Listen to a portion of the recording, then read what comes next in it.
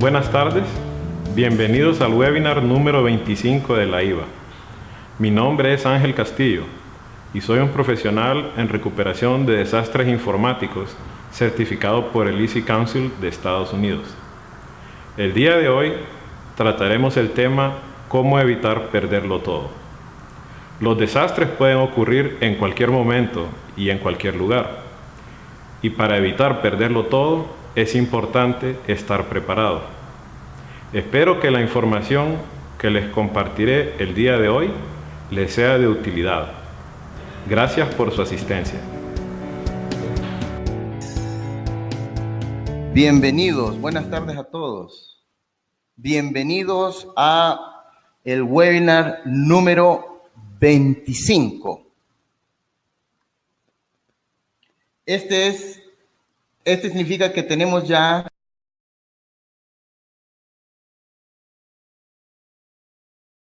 a todos, a los que nos visitan por primera vez, les manifestamos que solamente son 45 minutos de presentación y luego vamos a tener 15 minutos de preguntas y respuestas.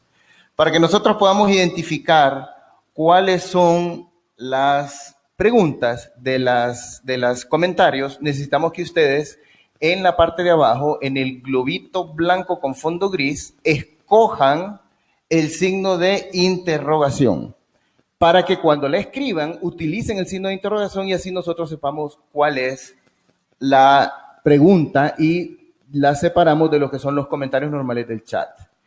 Como todos saben, nosotros hacemos nuestros webinars los miércoles, el tercer miércoles de cada mes a la 1 de la tarde.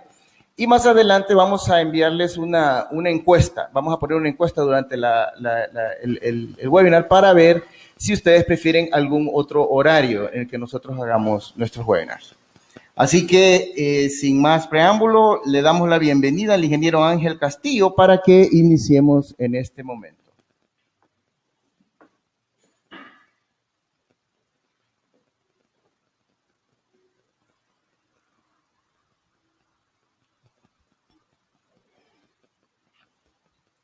Bueno, buenas tardes. Mi nombre es Ángel Castillo.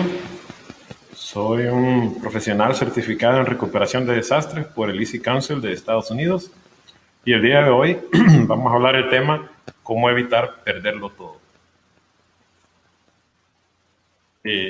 A través de la presentación del día de hoy, quiero mostrarles información resumida sobre cómo sobrevivir y prosperar ante desastres. En realidad el material es bastante extenso, por lo que nada más les voy a dar una breve introducción.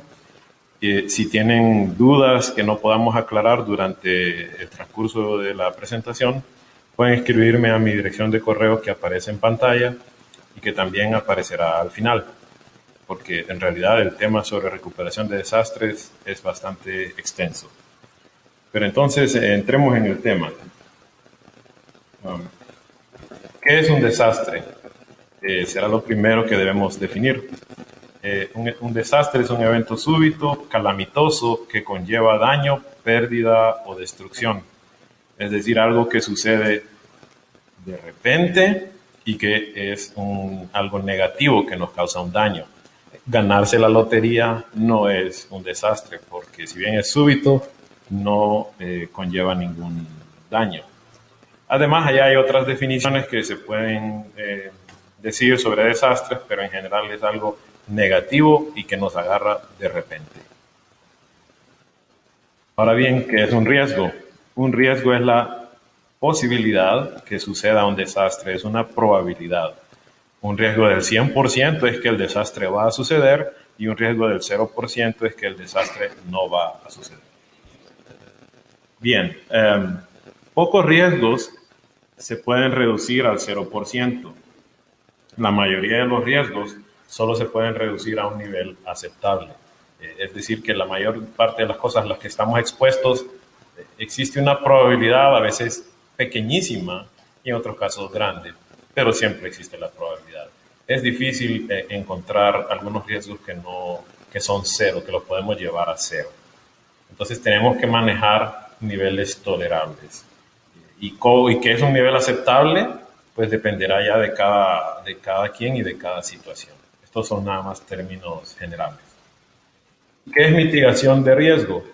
Mitigación de riesgo son todas aquellas acciones que vamos a realizar para reducir los riesgos. Y también la mitigación de riesgo son todas las acciones que vamos a realizar para reducir el impacto de un desastre cuando éste ocurra. Es decir, como ven en la lámina, hay una quebrada y la gente está ahí construyendo un bordo. El bordo es la acción a realizar para reducir el riesgo de inundación, pero también, si ven, no hay construcciones de casas alrededor del bordo, por lo que si se llega a inundar, también las acciones que hicieron ellos de no construir cerca del bordo, pues reducen el impacto que va a tener esta inundación. Y bueno, ahora veamos las características de los desastres. En primer lugar, los desastres son relativos. A lo que para alguna persona o para alguna situación es un desastre, para otras no. Por ejemplo, que en una casa particular se vaya la luz durante 8 horas, podría no ser un desastre, mientras que para un hospital en su área de cuidados intensivos que no tengan energía durante 8 horas, podría ser algo definitivamente desastroso. Además, los desastres son predecibles o impredecibles. Desastres como los huracanes se pueden predecir con alerta temprana de satélites y tener algún tiempo para preparar las últimas medidas. Pero desastres como terremotos o que se nos caiga el celular al agua son cosas que no podemos prever. Y por eso existen las dos categorías. Y las otras dos categorías grandes en las que se dividen los desastres es los que son causados por la naturaleza y los que son causados por el ser humano. Los que son causados por la naturaleza, pues tenemos las tormentas, los huracanes, los tornados, los maremotos, los tsunamis, los terremotos. Y los causados por el ser humano, pues son por negligencia, error, algún accidente, o los peores, que son los que son por mala intención o odio, que son como el terrorismo.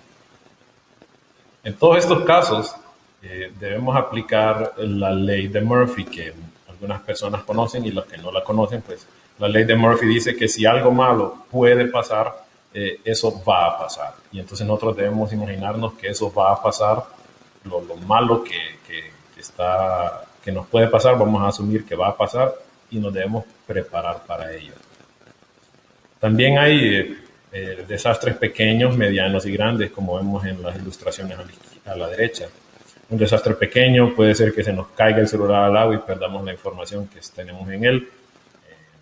Un desastre mediano puede ser un incendio en una edificación que afecta a varias personas, y un desastre grande puede ser ese tremendo huracán que está ahí en la costa de la península de Yucatán y que podría ir hacia el sur y pegarle a nuestro país y causar grandes destrozos.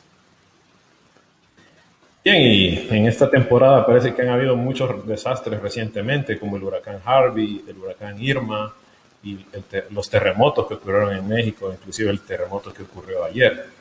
Pero en realidad en el mundo ocurren desastres frecuentemente, solo que tal vez no nos damos cuenta. Pero nos ha tocado que en estos momentos nos hemos dado cuenta de estos desastres recientes. Así como también hay desastres comunes, como accidentes laborales, accidentes en el hogar o accidentes vehiculares. También otros desastres comunes son las inundaciones en las temporadas de lluvias. Lamentablemente las inundaciones son de los desastres que más vidas cobran y que más daño causan generalmente en un país. Y los incendios, que también pueden ocurrir ya sean forestales o incendios en edificaciones. Esos son desastres comunes que muchas veces, si salen en las noticias, salen en pocos segundos. La clave para no perderlo todo, y creo que con esto resumimos la presentación para que tengan ustedes una idea de qué se va a tratar toda la presentación, es estar preparado. El general Russell Honore, comandante de la Fuerza de Tarea Katrina, que supervisó las labores de rescate y de recuperación de la ciudad de Nueva Orleans, se convirtió en un experto en preparación, y en sus estudios encontró que por cada $1 en preparación se ahorran 10 en recuperación. Es decir, por cada lempira que nosotros invirtamos en prepararnos para los desastres, ahorramos 10 en lo que vamos a gastar a la hora de recuperarnos de un desastre. Y bien, vamos a dividir la presentación en recuperación de desastres para personas y recuperación de desastres para empresas, porque son un poco similares, pero más complejo es el tema para empresas. Para las personas, tenemos que establecer prioridades de qué es lo que vamos a proteger. Y obviamente lo más valioso es nuestra vida y la de nuestros seres queridos. Pero lo siguiente más valioso serán las cosas materiales.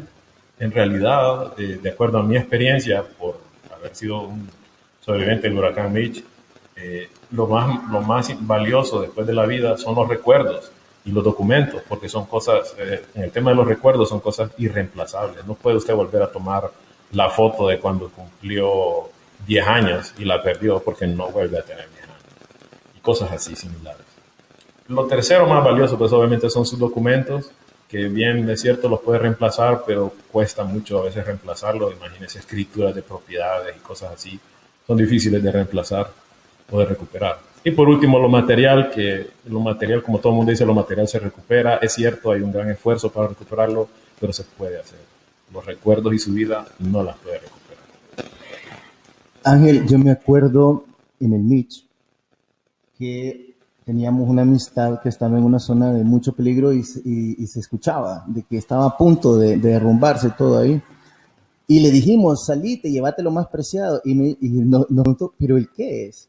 Entonces, realmente uno necesita tener estas prioridades bien definidas antes, como usted lo está diciendo, para que en el momento de emergencia uno sepa exactamente qué hacer y dónde están las cosas, porque realmente en ese momento esa persona no sacó nada de su casa porque no sabía qué sacar. Y algo similar me pasó a mí. Yo no saqué muchas cosas. Saqué ropa y saqué un enser electrodoméstico, pero se me olvidó sacar mis fotos y las perdí todas.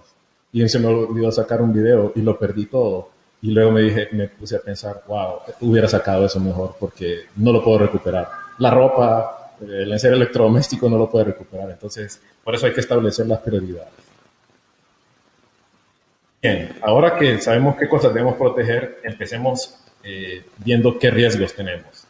Evaluemos los riesgos de la zona en que se vive, se trabaja y se estudia. Y decidamos cómo manejarlos.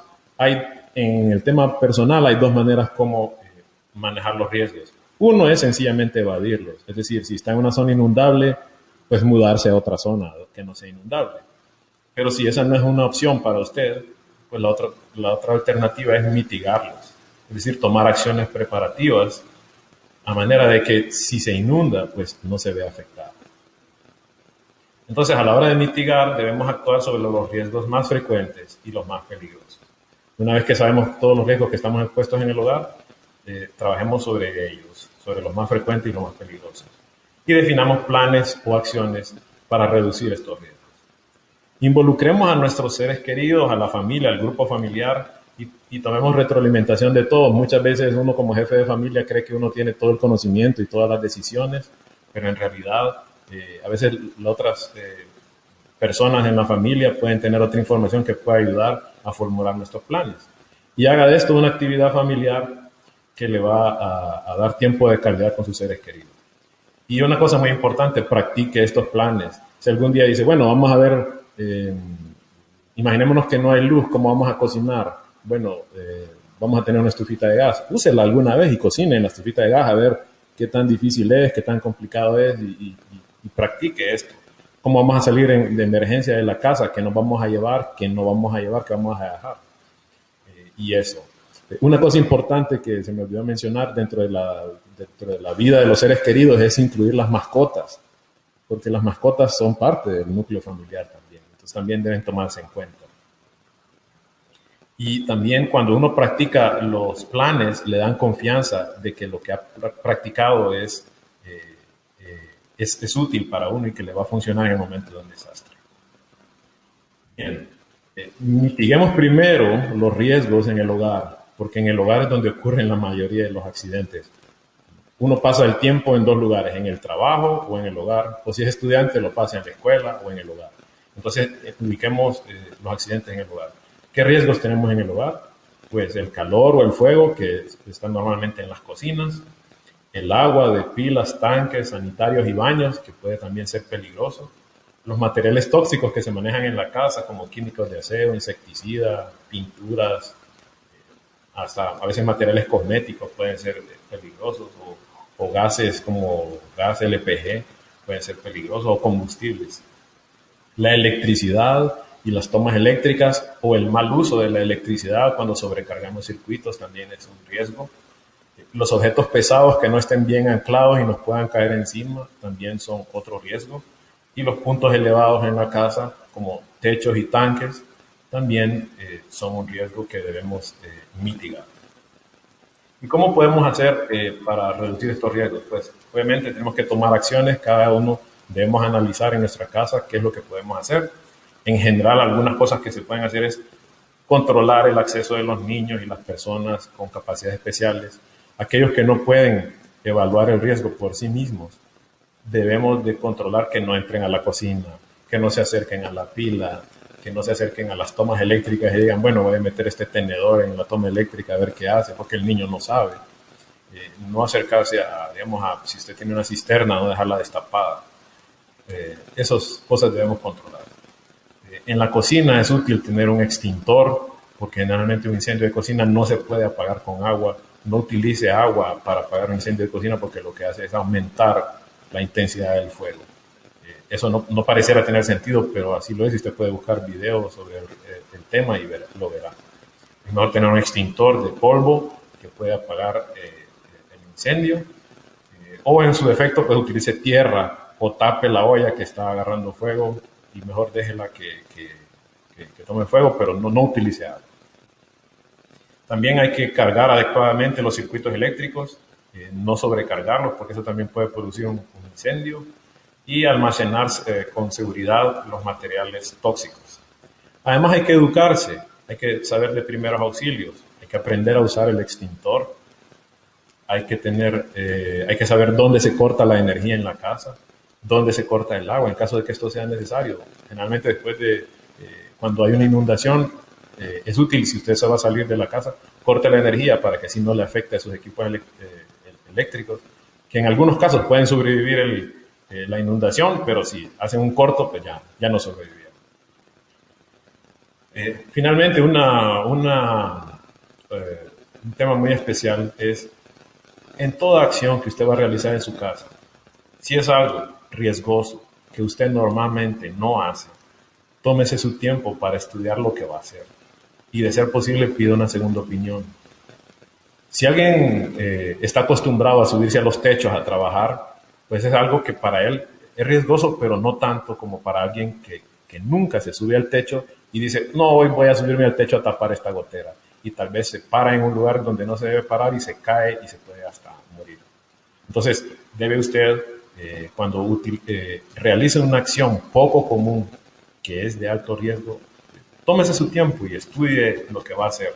Inclusive, que lo haga supervisado con alguien para que le pueda ayudar en caso de tener algún problema.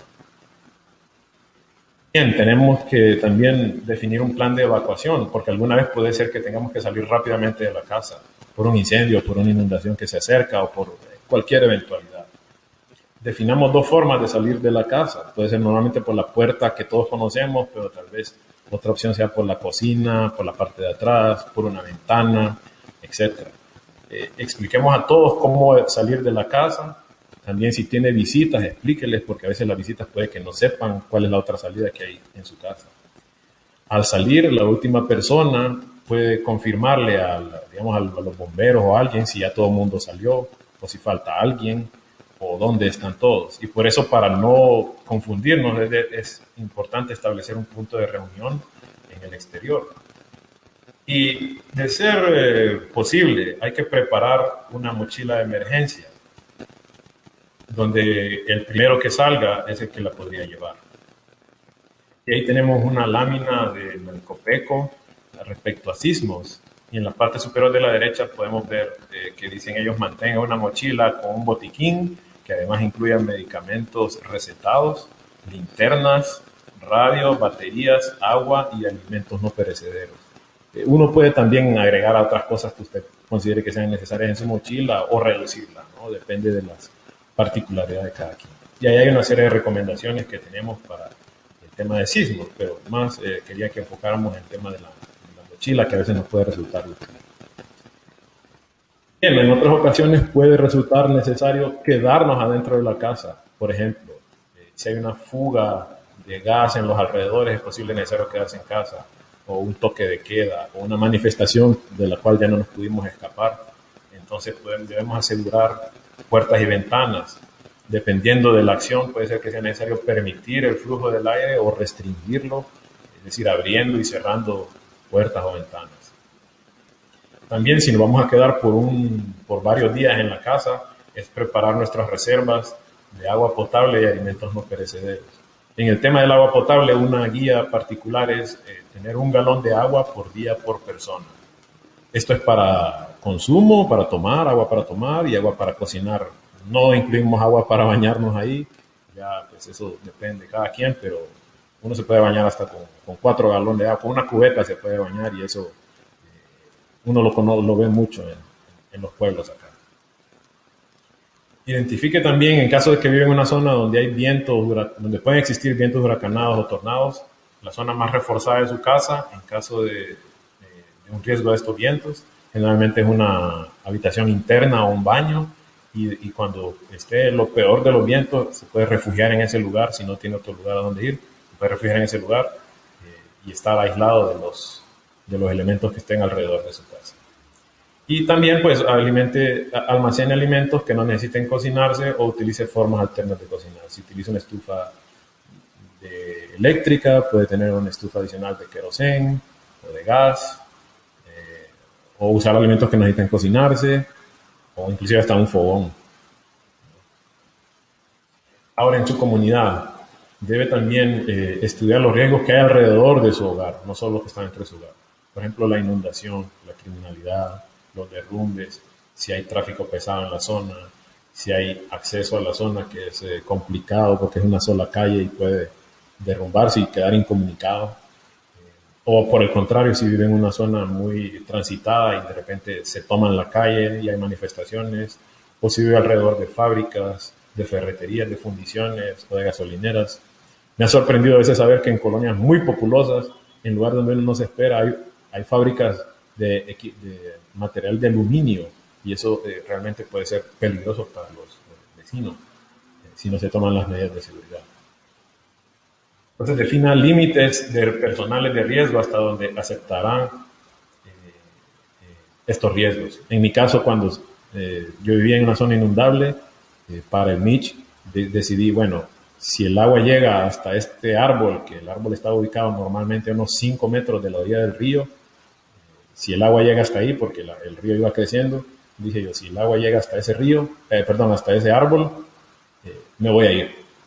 Ya los vecinos me decían, no se preocupe, el agua nunca inunda aquí y todo, pero decidí yo, no, si este es el punto donde yo me considero ya intranquilo, ahí me voy a ir. Cuando el agua llegó ahí, me fui y eventualmente sí, todo el lugar se inundó. Entonces uno debe definir sus límites y obviamente hacer caso a lo que dicen las autoridades, ¿no? Respecto a evacuar cuando sea necesario o quedarse en casa. Defina sus límites hasta donde usted acepta su riesgo y cuándo va a activar todas estas cosas que usted va a planear. De igual manera, participe o organícese en su comunidad para monitorear los riesgos y alertarse unos tras otros al respecto. Y ajuste estos planes que usted ha definido para su casa respecto a los riesgos que haya en su comunidad. Por ejemplo, si su comunidad es un lugar que puede quedar fácilmente aislado, entonces de repente sus provisiones de agua y alimentos tal vez tienen que ser un poco mayores a alguien que es difícil que quede incomunicado. Acá hay una información sobre inundaciones. Creo que lo principal con respecto a las inundaciones es sencillamente alejarse de las inundaciones. El agua en las inundaciones, uno tiene mucha energía porque vienen corrientes fuertes y lo otro es que tiene muchos desperdicios de todo lo que arrastra. Entonces no piense que puede nadar sobre una corriente de una inundación porque algún escombro le puede golpear y enredarle los pies o las manos y se puede ahogar. Entonces, en general, el resumen de la lámina es manténgase alejado de donde están las zonas de inundación. No es lo mejor. y las personas que han estado en zona de inundación le podrán decir que no es un lugar donde uno quiere estar. Ahora en lugares públicos es otro lugar donde hay riesgo. Hay que estar siempre alerta a sus alrededores. Y el punto importante para cuando usted vaya en grupo a un lugar público es definir una hora y un punto de reunión o un teléfono de un tercero a dónde llamar en caso de que alguien se extravíe. Pero lo más importante es el punto de reunión. Puede ser ya sea donde estacionó su vehículo, si no conoce un punto de referencia, por donde entraron, o un punto, o una iglesia, o una tienda, etcétera, y una hora. Así todos a esa hora vamos a saber que vamos a llegar a ese lugar. Yo lo practico con mis hijas. Les digo, bueno, vamos al centro comercial y si yo las dejo aquí y si a tal hora llamo y ustedes no me contestan, entonces yo voy a estar en tal tienda y ahí me tienen que esperar o yo las espero a ustedes que lleguen ahí. Y así tenemos un plan en caso de que nos fallen las comunicaciones. Y también en el ambiente público hay que controlar los niños, resguardarlos, porque obviamente ellos no conocen el riesgo del lugar público y se pierden. En los desfiles de 15 de septiembre siempre hay cierta cantidad de niños que se extravían y eso es triste, porque luego viven un ambiente muy, muy tenso. Sí, cuando hay mucha gente y especialmente los niños que no andan celular, realmente tener un punto de reunión para el niño es la vida o muerte realmente.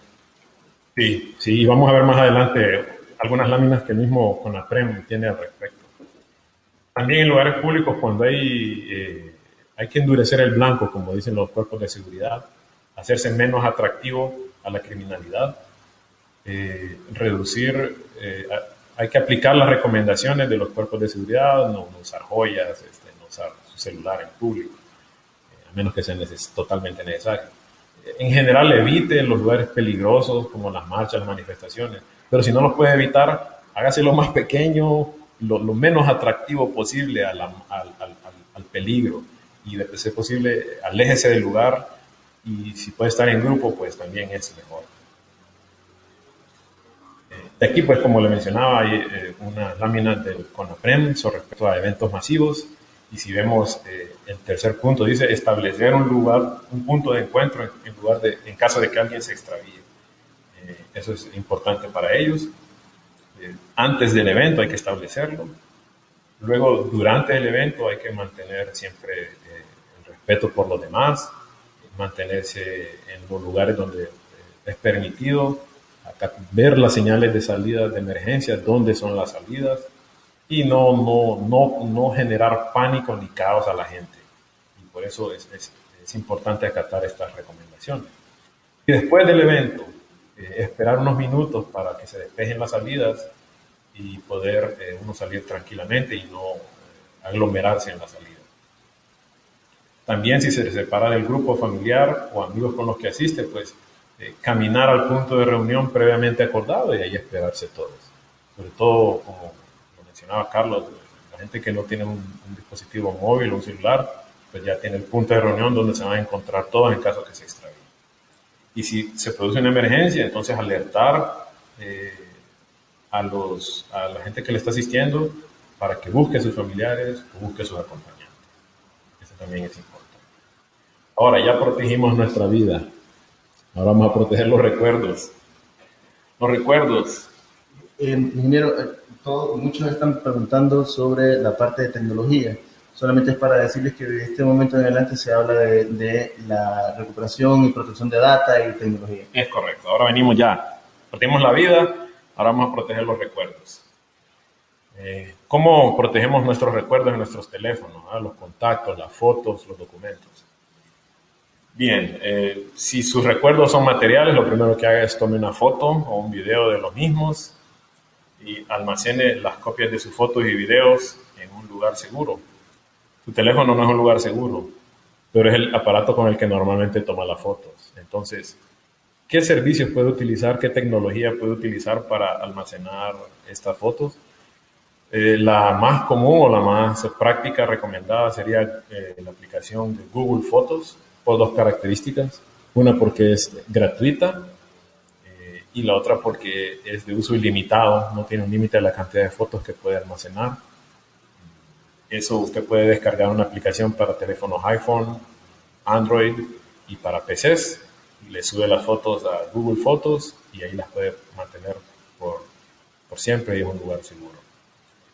Otras opciones que existen son aplicaciones como Dropbox o OneDrive, Box o inclusive iCloud para los iPhones, donde ahí puedes subir no solo fotos, sino que puedes subir documentos y otros tipos de materiales.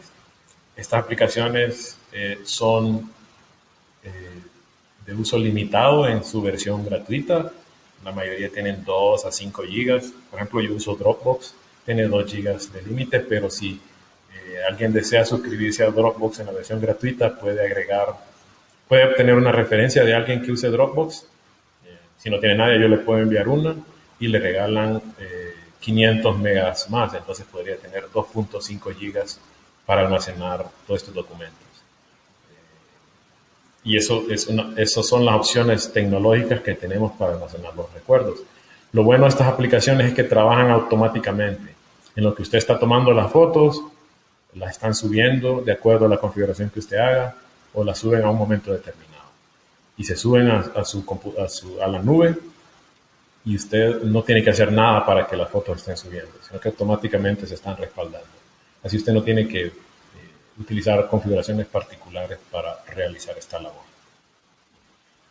Sus contactos, imagínese que usted le dan un teléfono nuevo y no tiene ningún contacto, realmente está incomunicado porque no sabe a qué número llamar. Entonces, ¿qué servicios podemos utilizar para respaldar nuestros contactos?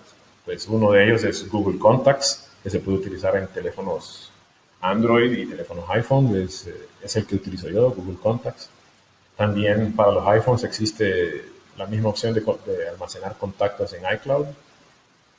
Y para ya versiones más empresariales, digamos, está el tema de Office 365, que ese sí hay un costo para poder utilizarlo.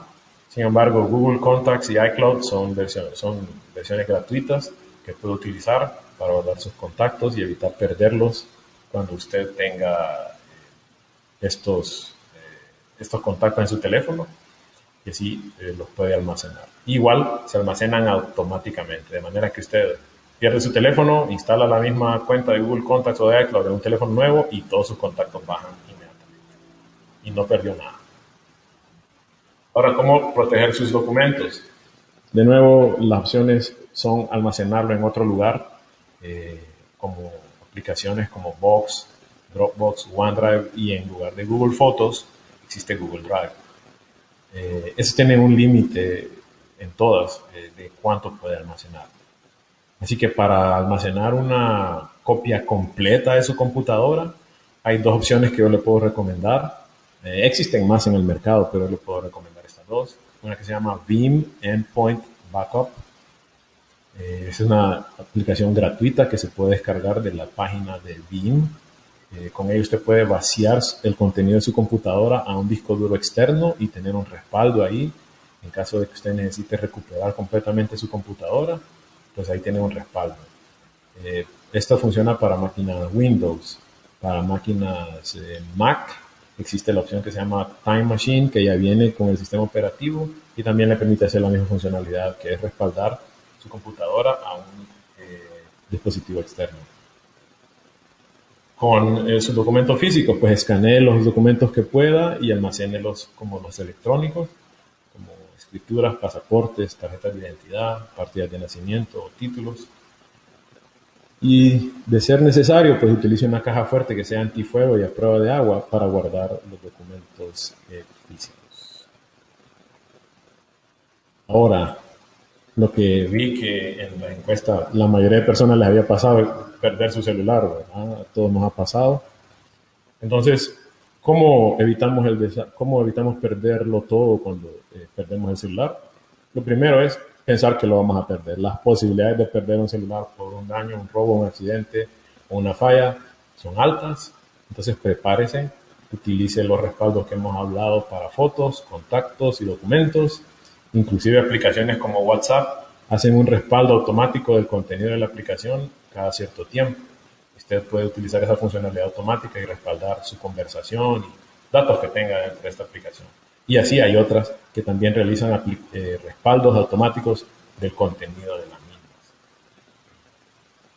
mismas. También puede respaldar completamente su celular a la nube o a su PC, dependiendo de su fabricante. Puede incluir aplicaciones que hacen esto. Y eso pues también sería una opción para guardar una copia del contenido de su teléfono, que también le puede servir en caso de que cambie de equipo. Entonces puede tener esta información y pasarla al nuevo teléfono. Ahora bien, si lo pierde su teléfono y quiere ubicarlo, en los iPhones existe la opción Find My Devices, que usted puede entrar a iCloud.com con su usuario y su contraseña y encontrar sus dispositivos mediante la opción Find My Devices. En Android, no lo conocía hasta hace poco, existe la opción, usted puede entrar a cualquier página de Google con sus credenciales y poner en el buscador de Google Lost My Phone o Perdí mi celular, y hay ciertas herramientas de Google para su teléfono Android que le pueden ayudar a ubicarlo. Sería bueno que las estudie primero antes de que le ocurra que lo pierda el teléfono, porque alguna funcionalidad tiene que habilitarse en el teléfono antes que se pueda utilizar. Y es algo importante, prepararse para perderlo no es planifique perderlo o alégrese de que lo vaya a perder, sino que hay que pensar de que las posibilidades son tan altas que realmente lo puedo perder, pues eso es alto, puede suceder, a eso se refiere. Es correcto, no es que lo queremos perder, hay que prepararnos para lo peor y esperar lo mejor. Bien, preparación ante desastres para empresas. Esta parte ya es si usted tiene un negocio. ¿Qué es lo más valioso? De nuevo es su vida y la de sus colaboradores y sus clientes. Lo siguiente es su documentación y los documentos relacionados de la empresa, manuales, guías de trabajo, etc. Lo tercero son sus procesos críticos. Y lo último, lo material. De nuevo, lo material lo podemos reemplazar. Todo lo demás es importante resguardarlo. ¿Cómo nos preparamos para los desastres en empresas? Debemos definir los procesos críticos de la empresa. Generalmente están relacionados con los ingresos. Es decir, todos estos procesos que generan ingresos para la empresa los determinaremos como procesos críticos. Debemos estudiar todos los activos indispensables en cada uno de estos procesos, ya sean materiales, equipos, personas o servicios. Identificar cuáles son aquellos elementos que son indispensables para realizar estos procesos. Y lo siguiente es la parte más pesada, que es realizar un análisis de riesgo para cada uno de estos. ¿Qué puedo hacer si falta cada uno de estos elementos durante un periodo de tiempo? 4 horas, 24 horas, un mes, una semana. Y planear cómo hacer para reemplazarlo o cómo hacer de una forma alterna. Para términos de presupuesto, de cuánto es lo que puede invertir en estas preparaciones, usted puede estimar cuánto va a perder si este elemento no está disponible por una hora o por un día que no se pueda operar. Entonces usted puede decir, bueno, pierdo 10.000 lempiras diarios que no puedo realizar este proceso, entonces ya le da una idea del presupuesto que puede tener disponible para tomar acciones y prevenir que falte uno de estos elementos. En general, para las empresas, como varían de tamaño y de complejidad y de función, todo este proceso de análisis puede variar y entonces la duración es muy variable. Por lo tanto, les recomiendo el apoyo con expertos en análisis de riesgos, matriz de riesgos, planes de recuperación de negocios y planes de continuidad del negocio, porque tenemos que ver el 100% de la empresa cuando suceda un desastre. Ver todos los elementos que hacen que la empresa funcione, no solo la tecnología. La tecnología, pues ya vamos a ver y ya hemos visto qué se puede hacer, pero con respecto a los demás elementos para la continuidad del negocio, hay que estudiarlos y ver en qué tenemos que estar preparados. Y para eso el apoyo de expertos es muy importante. Entonces, una vez que hemos visto todas las actividades que hay que hacer, podemos priorizarlas. Podemos ver, definir por el impacto que puedan tener o la probabilidad de que puedan ocurrir, hacer una lista en orden de prioridad. definir las actividades para evadir, mitigar o trasladar los riesgos. Y por trasladar me refiero de repente, si es un riesgo interno de la empresa al realizar cierta labor, de repente podemos subcontratar a una empresa que haga esa labor y entonces ellos son los que toman ese riesgo y ya no lo tenemos nosotros y ellos se deben preocupar por cómo resolver el tema de ese riesgo. También en estos temas debe involucrar a sus colaboradores y proveedores de sus planes. Ellos le pueden ayudar a definir las mejores opciones de mitigación. Nadie más conoce los procesos críticos que quienes los realizan día con día. Entonces, la información que ellos le pueden dar es muy importante. Defina planes para ir realizando las actividades antes definidas de acuerdo a su presupuesto. Establezca relaciones estrechas con sus proveedores críticos. Esto le va a ayudar durante un desastre. Esto es muy importante. Y además ponga a prueba sus planes para identificar sus puntos de mejora. Siempre es bueno poner a prueba sus planes. Por ejemplo, ejemplos de actividades de mitigación de riesgo. Debe instalar detectores de humo, mantener limpias las áreas de trabajo, señalizar las salidas, utilizar equipo de seguridad personal, tener protección energética de equipos críticos o sensibles, planear en redundancia para equipos críticos, tener 2 en lugar de 1. Y en el tema de la parte electrónica, pues utilizar las herramientas que hemos mencionado como Dropbox, OneDrive, Email, Point Backup u otras que después del análisis tecnológico de riesgos pueden surgir y los expertos le pueden dar mayores detalles. También puede tener cajas de seguridad y cajas de antiagua para documentos físicos importantes. Ahora, ¿qué hacer cuando sucede un desastre? Lo más importante es mantener la calma. Eso es más fácil decirlo que hacerlo. Y por eso es que los simulacros nos ayudan a mantener la calma, porque ya hemos practicado lo que vamos a hacer. Evalúe los riesgos y active el plan determinado para el riesgo que está presentándose. En general, aléjese del riesgo, pida ayuda, proteja las vidas, luego proteja la información y por último los bienes. Después de un desastre, determine quiénes necesitan ayuda. Comuníquese con sus familiares, empleados, clientes, etc. Debe hacer un recuento de las actividades, de los activos remanentes con los que puede trabajar y evaluar cuándo puede ser seguro regresar las instalaciones, si es que esto se puede hacer. Y entonces, ¿cómo se comienza a reconstruir? Reponga aquellos activos y procesos los activos que le apoyan a los procesos críticos de la empresa. Aproveche en este caso las relaciones que tiene con sus proveedores críticos para obtener toda la ayuda que pueda para comenzar de nuevo. Y realice siempre una evaluación mental propia y de los alrededor suyo sobre su estado emocional y mental para la toma de decisiones. Si no está en un estado mental y emocional aceptable, es mejor que no tome decisiones en ese momento y tal vez pida apoyo, que alguien más le ayude. Y eso es importante. Ahora bien, hemos hecho todo esto, nos hemos preparado, hemos planeado y estamos ya del otro lado del desastre y aquí es donde podemos prosperar. Si nos hemos preparado bien, podremos evitar ser de ese 90% de empresas que pierden su información en un desastre y que por ello luego dentro de un año cierran. También estas empresas que se preparan para un desastre logran ayudar a sus colaboradores y establecen mayor lealtad con ellos, porque no hay, todo el mundo se acuerda cuando una empresa le ayudó en un momento de crisis. Y si nuestra empresa superó un desastre y logró ayudar a sus clientes y a sus colaboradores, pues eso se retribuye en mayor lealtad. Y uno realmente que quiere que sus clientes sean leales con uno, entonces eso siempre es bueno. Y por último, las empresas que logran reanudar sus operaciones en un corto plazo ayudan a la salud mental y emocional de sus colaboradores y clientes. Esto es importante siempre porque el regresar a la normalidad lo antes posible ayuda a que nos sintamos bien emocionalmente y mentalmente. Esta es la información que tengo para presentarles el día de hoy. Espero que les haya sido de utilidad y ahora procedemos con las preguntas y respuestas. Bien. Ahora vamos a la parte de preguntas y respuestas. Vamos a tratar de ubicar la mayor parte de preguntas. Hay varias. Y lo que vamos a hacer es que las vamos a leer y después se las vamos a compartir.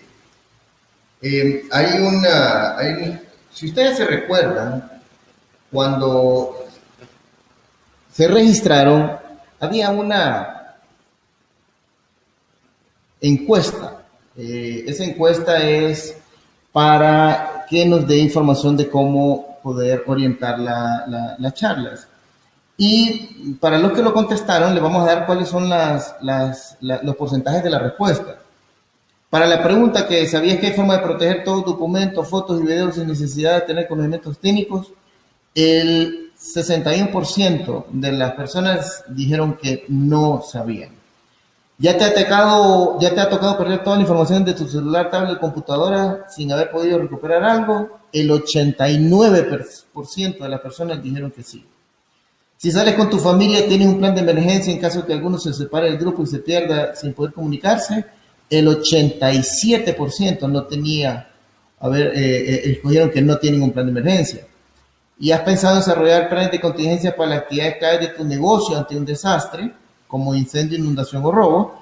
El 63% dijeron que no.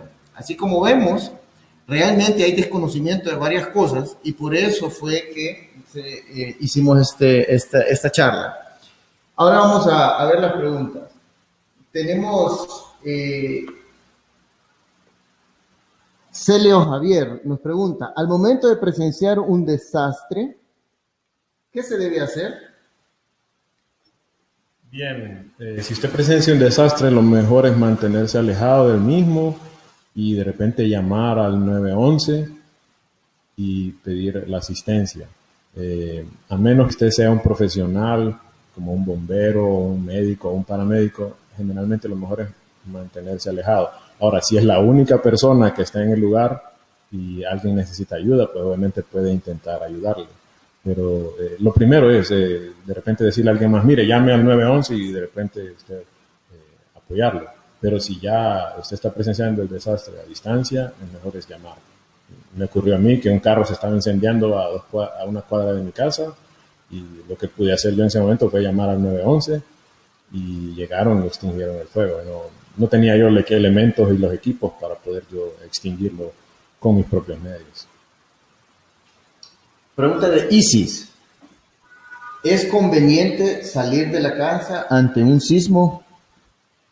Es conveniente salir de la casa ante un sismo después de que termina el movimiento de tierra, porque si ustedes ven videos, por ejemplo, del terremoto de ayer, yo vi un video donde la gente estaba saliendo cuando estaba temblando y de arriba estaban cayendo cosas. Entonces usted, si sale mientras está temblando, puede exponerse a que le caiga algo de encima, ya sea un vidrio, un pedazo de concreto o de madera, etcétera. Entonces, lo mejor es resguardarse en un lugar, lo que le dicen el triángulo de la vida, en una esquina o al par de un mueble, no debajo de un mueble.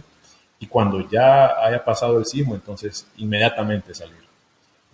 Porque realmente salir solamente si usted pueda ver que no le va a caer algo encima en lo que está saliendo. Porque en el momento que está temblando, todo se mueve y le puede caer un objeto pesado o algo del techo o algo que estaba falso en el techo. Entonces, si va a salir, debe ser con precaución, de preferencia no salir. Yo he escuchado mucho, ingeniero, colocarse en el marco de las puertas en un sismo. ¿Es correcto eso? Pues no es tan exacto el colocarse en el marco de la puerta porque no es más fuerte el marco que otra cosa, sino que de repente es tener la puerta abierta, porque si deja la puerta cerrada y se mueve la pared, la puerta luego se traba y no se puede abrir. Entonces es mejor colocarse al par de un mueble pesado, de manera que si cae algo le caiga al mueble y usted al par pues, quede más resguardado. Pero realmente estar en el marco de una puerta no sería lo mejor sería abrir la puerta y dejarla abierta y luego ir a resguardarse al par de un mueble pesado. Más que una pregunta, hay un comentario que parece oportuno. Organizar en la comunidad un equipo que puede guiarnos en cualquier tipo de accidente es muy bueno. Sí, sobre todo en accidentes grandes uno no puede contar con el auxilio de los cuerpos de socorro. Si ven en el terremoto de ayer, los primeros que empezaron a rescatar personas eran la misma gente de la comunidad, porque el desastre ahoga los servicios de emergencia. Entonces, sí es cierto, en su comunidad, sobre todo si usted conoce que su comunidad es susceptible a que se derrumbe la calle de acceso o que se inunde, entonces deben formar comités que permitan alertarse y ayudarse unos a otros. Y eso le va a permitir sobrevivir a esos desastres. Tiene una pregunta de Eric. Me interesó el tema porque recientemente se me dañó el sistema de arranque de mi PC de escritorio por un apagón, ya que no tenía batería para apagarla correctamente. Intenté reparar los archivos dañados, pero me presenta error, porque también se dañaron sectores del disco duro y no sé cómo recuperar mi data. Bien. Está en una situación poco envidiable cuando se le ha dañado su computadora y no tiene un respaldo. Lo que le puedo recomendar es que visite algunos centros de servicio técnico para que le intenten recuperar la información. Si sectores de disco de su computador se han dañado, quiere decir que todavía su disco se puede leer y puede recuperar parte de la información. Hay empresas que le pueden realizar eso.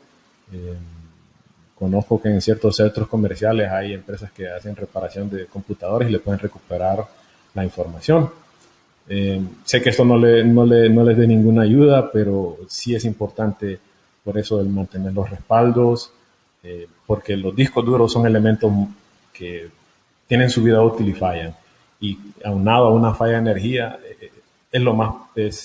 es probable que siempre algún dispositivo falle. Por muy bueno que sea, el disco duro eventualmente va a fallar.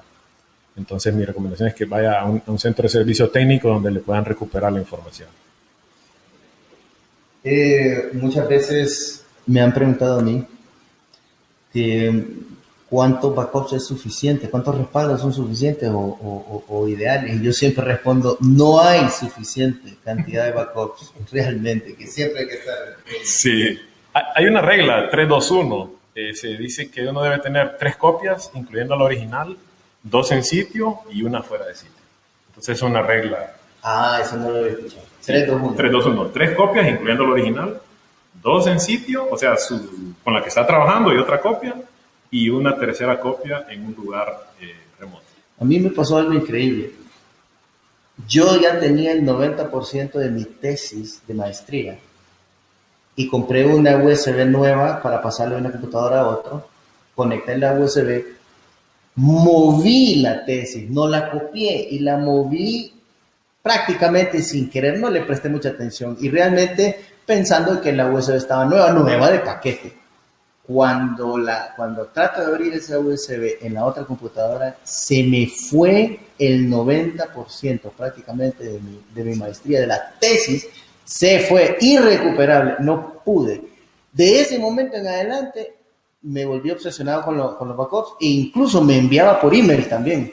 Me enviaba por email los avances mismos que yo iba teniendo hasta que logré finalizar la tesis. Tenía un respaldo donde llevaba el 45% más o menos. Sí. O sea, perdí el 45% realmente y fue una lección muy dura la que recibí. Sí, y el tema es que si se fija bien, la tesis era un elemento importante para usted y moverlo de una computadora a otra en una USB era una acción de alto riesgo. No. Mejor no digo la palabra que estoy pensando. Sí. Entonces, cuando uno hace esas cosas, cuando trabaja con elementos de alto riesgo, como su tesis, entonces es de hacerlo despacio, ¿no? Y es difícil, o sea, yo solo puedo decir, pero realmente cuando uno lo hace a veces no lo piensa. Entonces, cuando trabaje con documentos importantes, tenga respaldo. Por suerte ahora las aplicaciones, sobre todo si usted mueve un documento, muchas veces ahí todavía reside en la computadora donde sí, para recuperar versiones anteriores. Versiones anteriores, existe ahora. Sí, ahora existe el shadow copy y puede recuperar a veces documentos. Sí, eso de versiones anteriores ya me ha salvado. Sí, y el Dropbox también.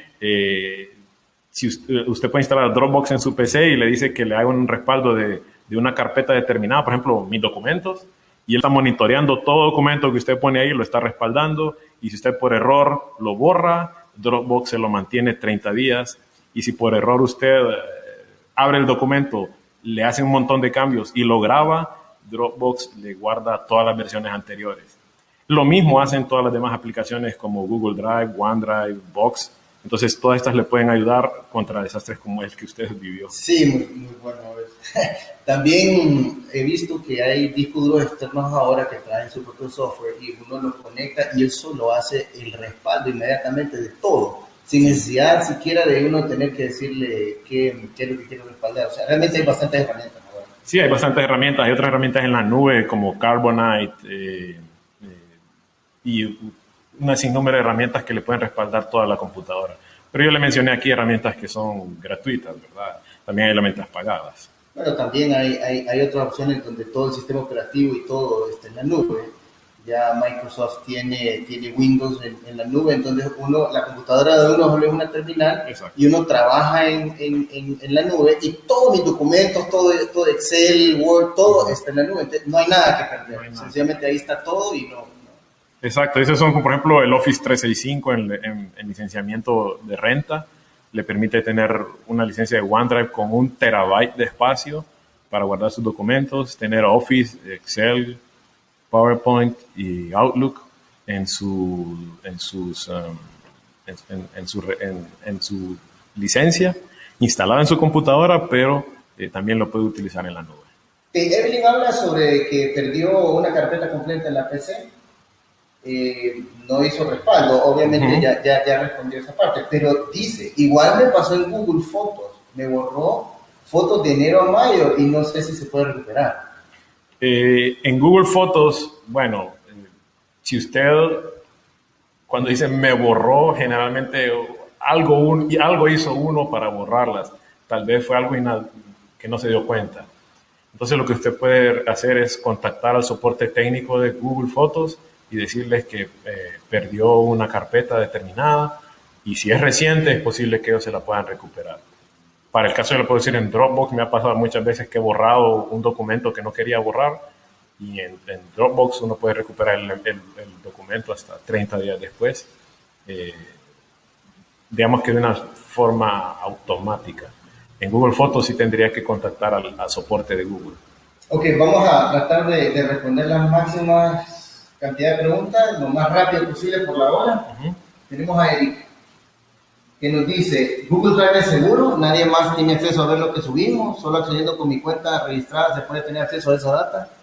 Sí, todas estas empresas, el tema de la seguridad es muy importante para ellos, inclusive para que una entidad de gobierno tenga acceso a sus documentos, ellos piden muchos requisitos para que se vea. Ahora, lo que usted tiene que resguardar es su usuario y su contraseña. Inclusive ahora hay más opciones donde existe una tercera forma de validación que se llama el Google Authenticator, donde además del usuario y el password, debe ingresar un código de 6 dígitos que es generado aleatoriamente y que solo usted puede conocer, porque usted se lo mandan por un mensajito o usted descarga una aplicación en su teléfono. Entonces, mientras usted tenga eso resguardado, solo usted verá sus elementos. Ahora, si lo abre en una computadora de un tercero, acuérdese de cerrar su sesión para que no le quede abierta y que otro lo pueda ver. Javier, pregunta, ¿cómo recuperar la información de mi servidor FTP si ha sido hackeado? Pues si ha sido hackeado, generalmente depende del tipo de hackeo que se le hizo. Si lo que hicieron fue copiar la información, ahí está todavía. Si se la encriptaron, como ocurre en casos recientes que se llama ransomware, donde le piden un rescate por su información, le diría que puede intentar pagar, pero muy probablemente no le van a dar toda la información, solo le van a dar una parte. Entonces, si ya usted tiene un servidor FTP, debería buscar recuperar su información desde otro lugar, porque en el tema del ransomware es muy difícil recuperarlo. Es una llave de encripción de alto nivel y ningún otro proveedor de soporte técnico se las va a poder recuperar si se lo han hackeado de esa forma. Si le han hecho un borrado normal, pues es probable que sí pueda recuperar algo si usted acude a un especialista en recuperación de datos. Sí, hay dos preguntas donde están hablando de qué tan seguro es guardar datos en la nube, que Germán nos pregunta, y también Fabio, ¿qué vulnerabilidades sufre la información al estar almacenada en la nube? Esa pregunta todo el mundo la tiene. Sí, todo el mundo la tiene y yo entiendo que sea temeroso de guardar información en la nube, pero le hago esta comparación. realmente si usted tiene documentos tan sensitivos, los puede guardar encriptados en la nube. Y la otra opción es no guardarlos en la nube y entonces perderlos. Entonces, ¿cuáles son las opciones a las que puede acceder, ¿no? Si prefiere perderlos o guardarlos en la nube. Pero en general, estas empresas como Microsoft y Google son muy celosas con respecto a la información que usted guarda en ellas. No quiere decir que no han sido hackeadas en algún momento, pero realmente para la importancia que tienen los documentos que estamos guardando, los podemos respaldar ahí. Ahora, si realmente desconfía completamente de eso, entonces utilice un disco duro externo, utilice una USB externa, pero no guarde la única copia en la USB o la única copia en el disco duro externo, sino que, como hablamos, haga el 3-2-1, tenga 3 copias de su información, 2 en el sitio donde está trabajando y una en un sitio externo. Pero eso es más complicado. Entonces, las opciones que le di yo eran opciones automáticas donde no tiene que involucrarse. Ok, son las 2:06 de la tarde. Ya nos hemos pasado 6 minutos. Vamos a evacuar la última pregunta, que es de Diana, y nos dice: mi trabajo está en el piso 11 de un edificio y es en el último piso. Con mi compañero hemos hablado que en caso de sismo, lo mejor sería subir a la azotea. ¿Será correcto hacer eso? En realidad, no le recomendaría que mientras esté ocurriendo el sismo, utilice las escaleras, porque pueden fallar. Lo bueno de los edificios altos, generalmente edificios de más de 5 pisos, es que son, por su naturaleza, son más resistentes a sismos. Sí se va a sentir el movimiento, pero va a ser, y se puede hasta, obviamente se preocupa, pero no va a ser tan susceptible como un edificio de 4 pisos o de 3 pisos que se puede caer. Entonces, mi recomendación sería quedarse en ese piso mientras está temblando, y tan pronto deje de temblar, salga del edificio. Obviamente vaya con prisa, pero con calma, a salir del edificio hacia abajo. Generalmente hacia arriba es mala idea porque es más difícil que lo alcancen alguien que lo va a rescatar. Y en un sismo, como le mencionaba, la gente que lo puede rescatar está muy ocupada en otras cosas. Bien, ya para concluir, quisiéramos invitar a todos los que nos están viendo, que son de San Pedro Sula. La IVA, a través de su proyecto Amigos del Migrante, hace una carrera al año que se llama Migratón. La Migratón 2017 es en San Pedro Sula este año y es el 22 de octubre de este año. Así que están cordialmente invitados. En la página web migraton.com vamos a tener toda la información de inscripciones, de las rutas, de las categorías, a la mayor brevedad. Así que para que todos aquellos que les guste apoyar las carreras, porque esto es a beneficio de migrantes retornados, para que puedan rehacer sus vidas en nuestro país y no se animen a volverse ahí, sino que puedan invertir en nuestro propio país, luchar y creer en nuestro propio país. Para eso es la Migratón, a beneficio de ellos. Por lo tanto, los que quieran apoyar, los que quieran correr, los que quieran pasar un domingo saludable, caminando, corriendo con sus mascotas, lleguen. Va a ser este 22 de octubre en San Pedro Sula. Y en el año 2018 volveremos a realizarla en Tegucigalpa. A todos, muchísimas gracias por acompañarnos en nuestras charlas por internet. Les recordamos, siempre son los miércoles de 1 a 2, el tercer miércoles de cada mes. Este es el número 25, llevamos más de 2 años haciéndolo, y todas y cada una de nuestros webinars y charlas son y continuarán siendo siempre totalmente gratis para todos, gracias al apoyo de los bancos a través de la Asociación Hondureña de Instituciones Bancarias. Ya son las 2:09 de la tarde, se nos ha acabado el tiempo. Muchísimas gracias y nos miramos con otro tema interesante en octubre. Vamos a enviarles la invitación de todos nuestros webinars a los correos electrónicos que utilizaron cuando se inscribieron y se registraron en este webinar. A todos, muchísimas gracias por habernos acompañado. Que tengan una excelente tarde y que Dios bendiga a nuestra nación y que Dios los bendiga a ustedes y a sus familias. Muchas gracias.